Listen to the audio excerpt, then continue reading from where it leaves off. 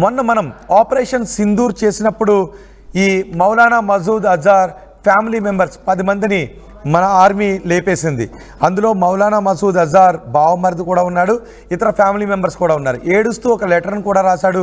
నన్ను కూడా చంపేయాల్సింది, ఎందుకు బతుకున్నాను అంటూ మౌలానా మసూద్ అజార్ ఒక లెటర్ను కూడా రాశాడు. ఇప్పుడు భారత్కి మోస్ట్ వాంటెడ్ టెర్రరిస్ట్గా ఉన్న మౌలానా మసూద్ అజార్ని భారత్కు అప్పగించాలి అనే డిమాండ్ని పాకిస్తాన్ ముందు పెడతారు. 12 గంటలకు భారత్ పాకిస్తాన్ మధ్య DGMO స్థాయి చర్చలు జరగబోతూ ఉన్నాయి. 2 గంటల 30 నిమిషాలకు 2 గంటల 30 నిమిషాలకు DGMO స్థాయి చర్చలు జరగబోతున్నాయి. ఇందులో ప్రధానంగా పాకిస్తాన్ ముందు పెట్టిన డిమాండ్లు POK, మసూద్ అజార్ అప్పగింత. POK పాకిస్తాన్ ఆధీనంలో ఉన్నప్పటి నుంచి POK నిండా ఉన్నవి ఏంటి అంటే కేవలం ఉగ్రవాద శిబిరాలు, ఉగ్రవాదులకు శిక్షణనిచ్చే ఉగ్రవాద శిబిరాలే అక్కడ రన్ చేస్తున్నారు. POKని కేంద్రంగా చేసుకుని భారత్లోకి చొరబాట్లకు పాల్పడుతున్నారు. ఇప్పుడు POKని మనం స్వాధీనం చేసుకుంటే ఆ తర్వాత ఉగ్రవాదుల చొరబాట్లను దాదాపు కట్టడి చేసే అవకాశం ఉంటుంది. కాబట్టి మన POKని మనకు అప్పగించాలని డిమాండ్ చేస్తున్నాం.